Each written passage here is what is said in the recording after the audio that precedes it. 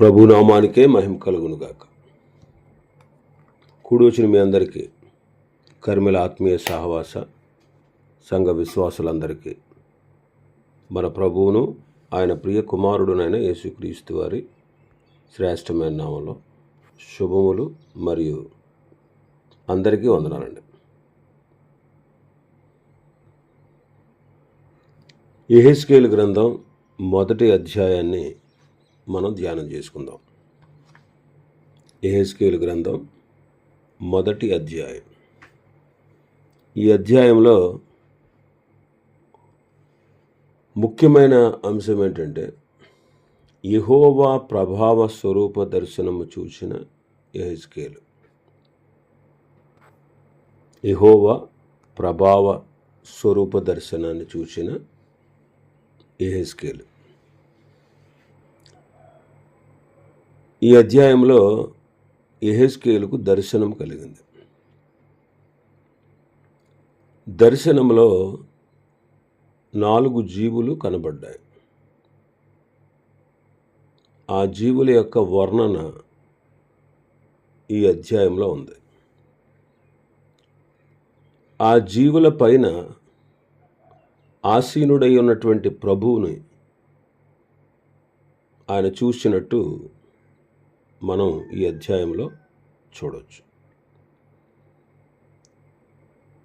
ఈ అధ్యాయం 28వ వచనంలో ఇది యెహోవా ప్రభావ స్వరూప దర్శనము, నేను చూచి సాగిలపడగా నాతో మాట్లాడు ఒకని స్వరము నాకు వినబడను అని చదువుతాం. ఇది యెహోవా ప్రభావ స్వరూప దర్శనము. ఈ అధ్యాయం అంతటికి సరిపోయిన మాట అన్నమాట. ఈ దర్శనాన్ని గురించి వరుసగా మనం వచనాల వారీగా ధ్యానం చేద్దాం. ఈ దర్శనము ఎవరికి కలిగింది?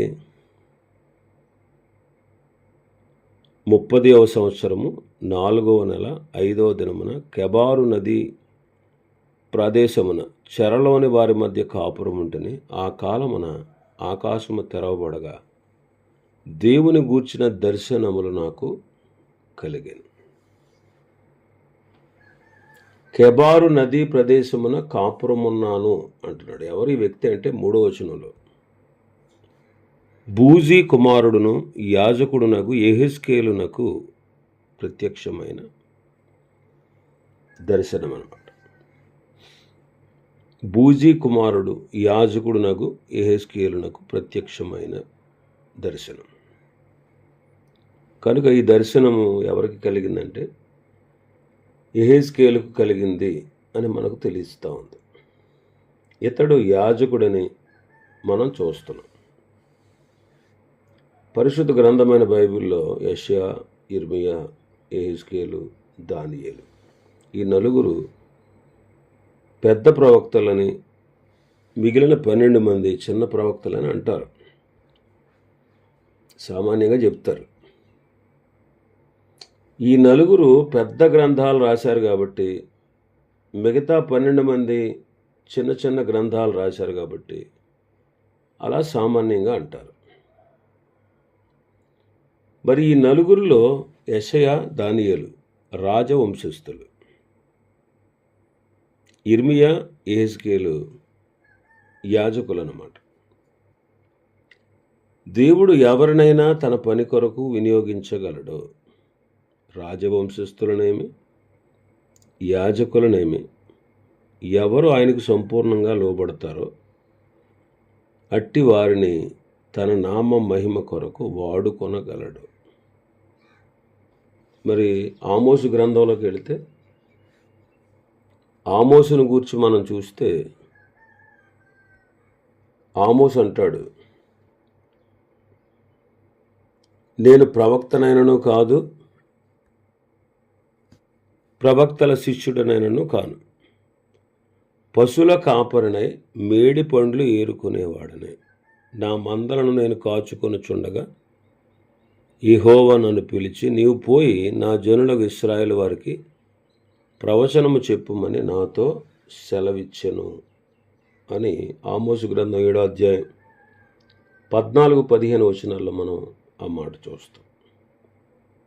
నేను ప్రవక్తనైనను కాను, ప్రవక్త యొక్క శిష్యుడనైనను కాను, పశువుల కాపరినై మేడి పండ్లు ఏరుకునేవాడిని. నా మందలను నేను కాచుకుంటూ ఉంటే యెహోవా నన్ను పిలిచి, నీవు వెళ్ళి ఇశ్రాయేలు వారికి ప్రవచనం చెప్పు అన్నారు. ఇతడు రాజవంశస్థుడని కానీ యాజకుడని కానీ లేదు. ఇతడు ఎన్నిక లేనివాడుగా కనబడుతున్నాడు. అయినా సరే దేవుడు ఆమోసును పిలిచి తన నామ మహిమ కొరకు వాడుకున్నట్లుగా దేవుడు ఆమోసు ద్వారా ఒక గ్రంథాన్ని రాయించినట్లుగా మనం చూస్తాం. కనుక ఎవరు ప్రభువునకు సంపూర్ణంగా లోబడతారో వారు ఏ వంశస్థులైనా ప్రభువు తన నామ మహిమ కొరకు వారిని వినియోగించుకోగలడు. ఇక్కడ యెహెజ్కేలు తండ్రి పేరు బూజీ, అనగా నిర్లక్ష్యము చేయబడినవాడు అని అర్థం. బూజీ అనే పేరుకి అర్థం ఏంటంటే నిర్లక్ష్యము చేయబడినవాడు. అయినా సరే అట్టి బూజీ కుమారుడైన యెహెజ్కేలును తన నామ మహిమ కొరకు ఆయన వాడుకుంటున్నాడు. యెహెజ్కేలు అంటే దేవుడు బలపరుచును అని అర్థం.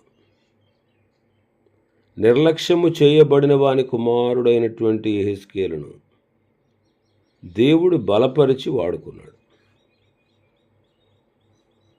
దినవృత్తాంతాల 2వ గ్రంథంలో 16వ అధ్యాయం 9వ వచనంలో మాట చూస్తాం. తన ఎడల యథార్థ హృదయము గలవారిని బలపరచుటకై యెహోవా కనుదృష్టి లోకమందంతటా సంచారము చేయుచున్నది అంట. యెహోవా కనుదృష్టి లోకమంతా సంచారం చేస్తూ ఉంది. అంటే దేని కొరకు? తన ఎడల యథార్థ హృదయం గలవారిని బలపరచుట కొరకు. ఏ వంశస్థులైనా దేవుని ఎడల యథార్థ హృదయం గలవారుగా ఉంటే ఆయన వాణిని బలపరిచి తన పని కొరకు వినియోగించును. అందుకే పౌలు గారు అంటాడు, నన్ను బలపరచువాని యందే నేను సమస్తము చెయ్యగలను అంటారు. నన్ను బలపరచువాని యందే నేను సమస్తము చేయగలను. అవును, దేవుడు బలపరచకపోతే ఎవ్వరూ ఏమీ చేయలేరు. మరి బలపరచడానికి గల కారణాలు ఏంటి? తిమోతి 2వ పత్రిక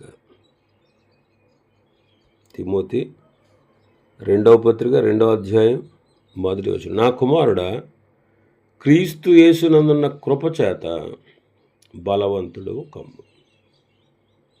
మనం బలహీనులమండి, కానీ ఎలా బలపరచబలగలమంటే దేవుని కృపచేత. మనం ఆదామును బట్టి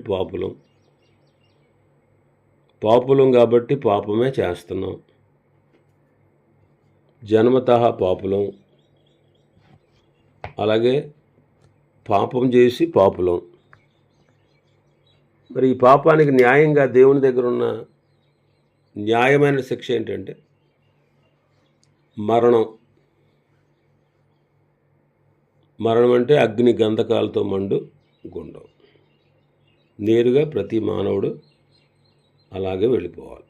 కానీ దేవుడు మానవుడిని ప్రేమించి తన గుణలక్షణాలన్నిటిలో కూడా అపారమైన, ఉన్నతమైన, శ్రేష్టమైన, అద్భుతమైనటువంటి లక్షణమైన కృపను మానవుని ఎడల ప్రత్యక్షపరిచి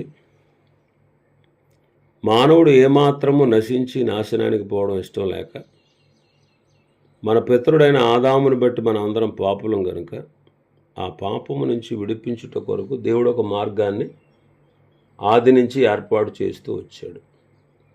ఆదాము పతనమైన రోజునే వాగ్దానం చేశాడు, విమోచకుడిని పంపుతాను.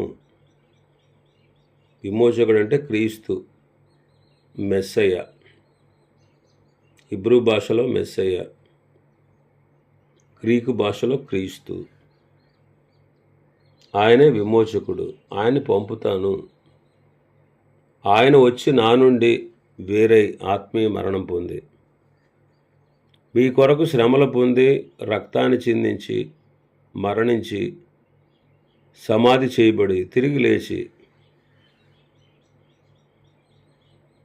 పాప ప్రాయశ్చిత్తంగా తన ప్రాణాన్ని అర్పించి మొదటి మరణంలోనికి వెళ్ళి, ఆయనకి రెండవ మరణం లేదు ఎందుకంటే ఆయన పాపి కాదు కాబట్టి, రెండవ మరణం లేదు కాబట్టి మొదటి మరణంలోనికి వెళ్ళి రెండవ మరణం అనే ముళ్ళును పెకలించి వేశాడు,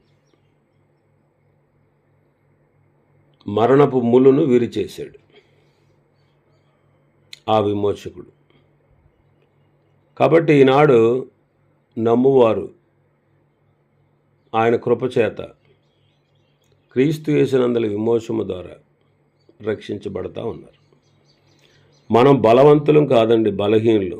మనల్ని మనం రక్షించుకోలేం, మనంతట మనం మన శిక్షను తప్పించుకోలేం, మనంతట మనం పాపము లేని పరలోకానికి దేవుని సన్నిధికి చేరలేం, అంతటి బలహీనులు. కానీ ఎలా బలవంతులం కాగలం? ఎలాగ మరణాన్ని తప్పించుకోగలం? ఎలాగ నిత్య శిక్ష నుంచి విడుదల పొందగలం? ఎలాగ పాతాళంలో పడిపోకుండా తప్పించబడగలం? ఎలాగ పవిత్రంగా జీవించగలం? ఎలాగ ప్రభు సాన్నిధ్యానికి విమోచించబడగలం? కేవలం దేవుని యొక్క మహాకృప. అందుకే పౌలు గారు తిమోతి అంటాడు, నా కుమారుడైన తిమోతి, ఇప్పుడు క్రీస్తు యేసునందలి కృపచేతనే నీవు బలవంతుడు కమ్ము అంటాడు. కాబట్టి ఎలా బలపరచబడగలం అంటే దేవుని కృపచేత. దానియేలు గ్రంథం 11వ అధ్యాయం 32వ వచనం బి పార్ట్. అయితే తమ దేవుని ఎరుగువారు బలము కలిగి గొప్ప కార్యములు చేసెదరు. దేవుణ్ణి ఎరుగువారు బలము కలిగి గొప్ప కార్యములు చేసెదరు. దేవుణ్ణి ఎరిగిన వారు బలమైన కార్యాలు చేస్తారు. నెహెమీయా గ్రంథం 8వ అధ్యాయం 10వ వచనం చివరి లైన్ చదివితే, యెహోవా యందు ఆనందించుట వలన మీరు బలము నొందుదురు.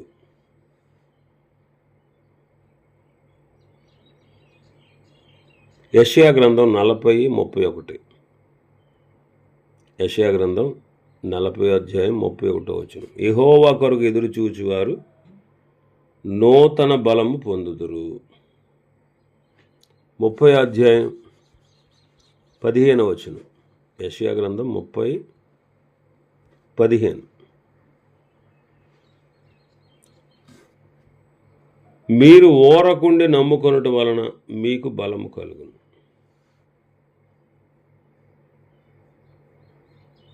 మనం చదువుకున్నాం ఇందాక దినవృత్తాంతాలు 2వ గ్రంథం 16:9, యథార్థ హృదయము గలవారిని ఆయన బలపరుచును. కాబట్టి కృపచేత మనం బలపరచబడగలం. దేవుని యొక్క గొప్పతనాన్ని ఎరిగి ఉండుట వలన గొప్ప కార్యాలు చేయగలం. యెహోవా యందు ఆనందించుట వలన పరిస్థితులను బట్టి కాకుండా,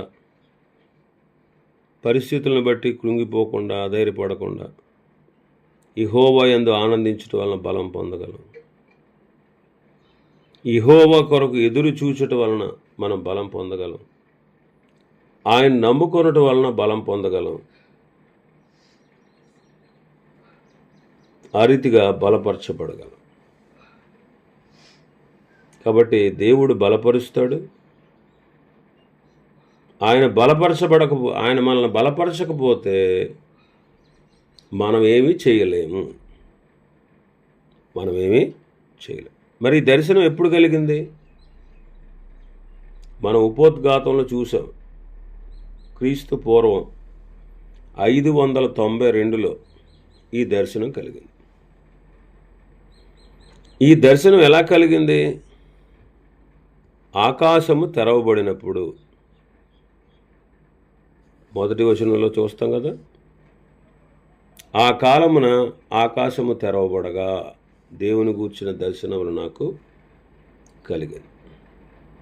ఆకాశము తెరవబడుట అనే మాట పరిశుద్ధ గ్రంథంలో మనం చాలాసార్లు చూస్తాం. యేసు ప్రభు బాప్తిసం పొందినప్పుడు ఆకాశం తెరవబడి పరిశుద్ధాత్మ ఆయన మీదకు దిగి వచ్చినట్లు మనం చూస్తాం. పరిచారకుడైన స్టెఫను మరణం సమయంలో కూడా ఆకాశం తెరవబడుట, ప్రభువైన యేసుక్రీస్తు వారు తండ్రి కుడిపార్శ్వమున నిలబడి ఉండుట స్టెఫను చూశాడు. శిష్యుడైన యోహాను కూడా ప్రకటన గ్రంథంలో పరలోకము తెరవబడుట చూచారు. ఆకాశము తెరవబడుట భక్తులు చూసినట్టు మనం పరిశుద్ధ గ్రంథంలో చూస్తాం. మరి ఆకాశము తెరవబడినప్పుడు భక్తులు గొప్ప కార్యాలు చూడగలిగారు. యెహెజ్కేలు ఈ దర్శనములను చూచుటను బట్టి పెద్దలు ఏమన్నారంటే, పాత నిబంధన యోహాను అని యెహెజ్కేలును గూర్చి చెప్పారు. ఆకాశము తెరవబడుట వలన యెహెజ్కేలుకు ఈ దర్శనం కలిగింది. ఆ దర్శనంలో యెహోవా వాక్కు అతనికి ప్రత్యక్షమైంది. మనం కూడా విశేషంగా పరిశుద్ధ గ్రంథాన్ని మనం ధ్యానిస్తూ ఉంటే, పఠిస్తూ ఉంటే, ధ్యానిస్తూ ఉంటే దేవుని గూర్చిన ప్రత్యక్షత, దేవుని గూర్చిన లోతైన మర్మమైన సంగతులు మనకు తెలుస్తాయి. కాబట్టి ఆకాశం తెరవబడినప్పుడు యెహెజ్కేలుకు దర్శనం కలిగింది. రెండవదిగా యెహోవా వాక్కు అతనికి ప్రత్యక్షమైనప్పుడు దర్శనం కలిగింది. మూడవదిగా యెహోవా హస్తము యెహెజ్కేలు మీదకు వచ్చినప్పుడు, యెహోవా హస్తము యెహెజ్కేలు మీదకు వచ్చిన 2, 3 వచనాలు. యెహోవా వాక్కు బూజీ కుమారుడు యాజకుడునకు యెహెజ్కేలునకు ప్రత్యక్షము కాగా అక్కడనే యెహోవా హస్తము అతని మీదకి వచ్చెను. యెహోవా హస్తము యెహెజ్కేలు మీదకి వచ్చినప్పుడు దర్శనము కలిగింది. యెహోవా హస్తము భక్తుల మీదకు వచ్చినప్పుడు భక్తులు గొప్ప కార్యాలు చేయగలుగుట మనం చూస్తాం. రాజుల 2వ గ్రంథం 3వ అధ్యాయం 15వ వచనం. నా యొద్దకు వీణ వాయించగల ఒకరిని తీసుకొని రమ్ము, వాద్యకుడు ఒకడు వచ్చి వాయించుచుండగా యెహోవా హస్తం అతని మీదకి వచ్చాను గనుక అతడు ఈ మాట ప్రకటన చేశాను. యెహోవా హస్తము ఎలీషా మీదకు వచ్చినప్పుడు అతడు దేవుని గూర్చిన నూతనమైన సంగతులు చెప్పాడు. అలాగే ఆ యుద్ధంలో వారు ఎలాగ విజయం సాధించగలరో, మరణాన్ని వారు ఎలా తప్పించుకోగలరో చెప్పాడు. అక్కడ యెహోవా హస్తము అనే చోట ఫుట్నోట్స్లో చూస్తే బలము అని చదువుతాం. బలము అని చదువుతాం. అంటే దేవుని యొక్క బలము ఎలీషా మీదకి వచ్చింది, అది దాని భావం. రాజుల మొదటి గ్రంథం 18వ అధ్యాయంలో చూస్తే 18వ అధ్యాయం 46వ వచనం. యెహోవా హస్తము ఏలియాను బలపరచగా అతడు నడుము బిగించుకొని ఆహాబు కంటే ముందుగా పరిగెత్తిపోయి యెజ్రెయేలు గుమ్మమునొద్దకు వచ్చాను. ఇక్కడ యెహోవా హస్తము ఏలియాను బలపరిచినప్పుడు అతడు నడుము బిగించుకొని ఆహాబు కంటే ముందుగా పరిగెత్తిపోయి యెజ్రెయేలు గుమ్మమునొద్దకు వచ్చానని చదువుతున్నాం. యెజ్రెయేలుకు కర్మెలుకు 20 మైళ్ళ దూరం. ఆహాబేమో రథం మీద బయలుదేరి వెళ్తున్నాడు. అయితే 20 మైళ్ళ దూరాన్ని ఆహాబు కంటే ఏలియా ముందుగా పరిగెత్తాడు. ఇది దేవుని శక్తి. మరి దేవుని శక్తి కలిగిన వారుగా మనం ఉండాలని దేవుడు కోరుతూ ఉన్నాడు. చాలా విచారంతో చెప్పవలసిన సంగతి ఏంటంటే, ఈ దినాల్లో మన మధ్యలో శబ్దాలు ఎక్కువగా వినపడుతున్నాయి, కానీ దేవుని శక్తి అంతగా కనబడట్లేదు. మరి ఎక్కడ కలిగింది ఈ దర్శనం? కెబారు నదీ ప్రదేశమున చెరలోని వారి మధ్య కాపురం ఉన్నప్పుడు అంటున్నాడు. ఇది కల్దీల ప్రదేశము. మరి దర్శనంలో ఏం కనబడింది? కెరూబులు కనబడ్డాయి. అందుకే యెహెజ్కేలు గ్రంథం 10వ అధ్యాయంలో మనం చూస్తే, యెహెజ్కేలు గ్రంథం 10వ అధ్యాయం 14వ వచనం, కెరూబులలో ఒక్కదానికి 4 ముఖములుండెను. మొదటిది కెరూబు ముఖము, రెండవది మానవ ముఖము, మూడవది సింహ ముఖము, నాలుగవది పక్షిరాజు ముఖం. ఈ కెరూబులు పైకెక్కెను. కెబారు నది దగ్గర నాకు కనబడిన జంతువు ఇదే అంటారు. 20వ వచనం చూస్తే యెహెజ్కేలు 10:20, కెబారు నది దగ్గర ఇశ్రాయేలు దేవుని క్రింద నాకు కనబడిన జీవి ఇదే. అవి కెరూబులని నేను గుర్తుపట్టి తిని. కనుక యెహెజ్కేలు దర్శనంలో కనబడింది కెరూబులని మనకు అర్థమవుతా ఉంది. బైబిల్లో 5 స్థలాల్లో కెరూబులను గూర్చి మనం చూడొచ్చు. ఆదికాండం 3:24లో ఏదైను తోటకు తూర్పు దిక్కున కెరూబులను ఉంచినట్టు మనం చూస్తాము. అలాగే మోషే నిర్మించిన ప్రత్యక్ష గుడారమందు మందసము పైన కెరూబులు ఉన్నాయి. అలాగే మందిర తెరలపైన కెరూబులు ఉన్నట్లుగా చిత్రీకరించారు. మూడవదిగా సొలొమోను దేవాలయంలోని దేవాలయపు స్తంభముల మీద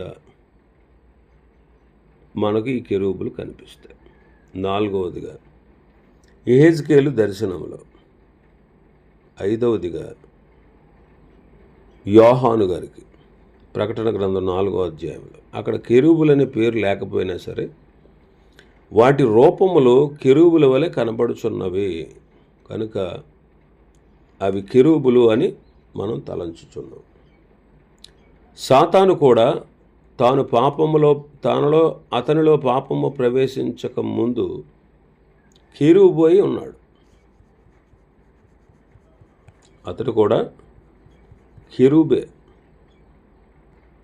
28వ అధ్యాయం 14వ వచనం, అభిషేకము నొందిన కెరూబువై ఒక ఆశ్రయముగా నీ ఉంటివి, అందుకే నేను నిన్ను నియమించితిని. దేవునికి ప్రతిష్ఠింపబడిన పర్వతం మీద నీ ఉంటివి, కాలుచున్న రాళ్ల మధ్య నివసించినవి. నీవు నియమింపబడిన దినం మొదలుకొని పాపము నీ యందు కనబడే వరకు ప్రవర్తన విషయంలో నీవు యథార్థవంతుడుగా ఉంటివి.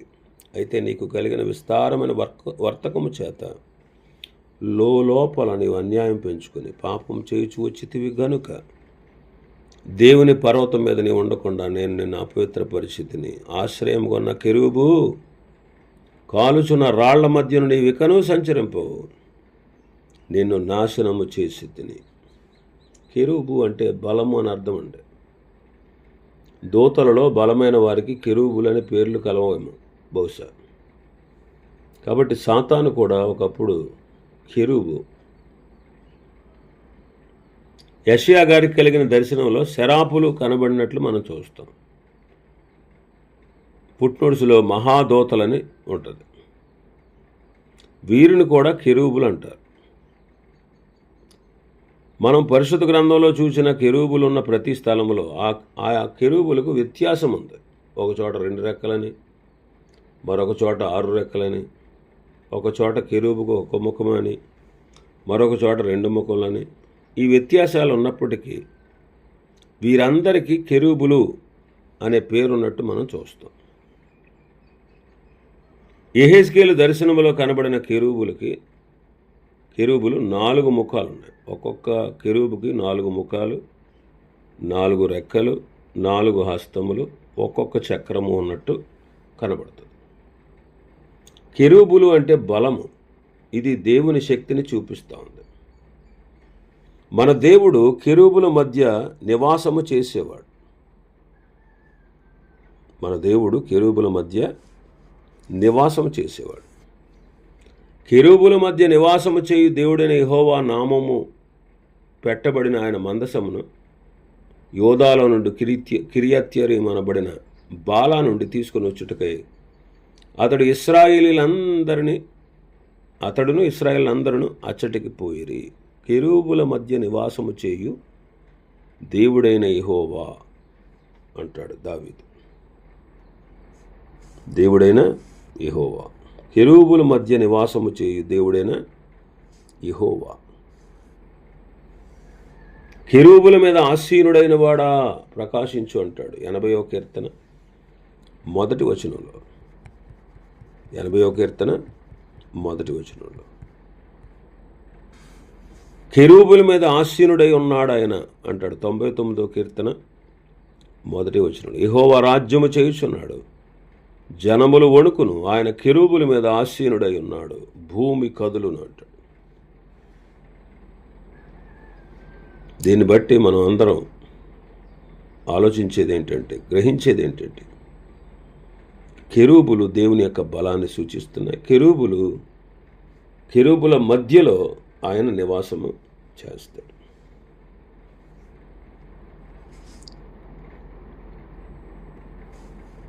కీర్తన 18:10 చూస్తే 18వ అధ్యాయం 18వ కీర్తన 10వ వచనం.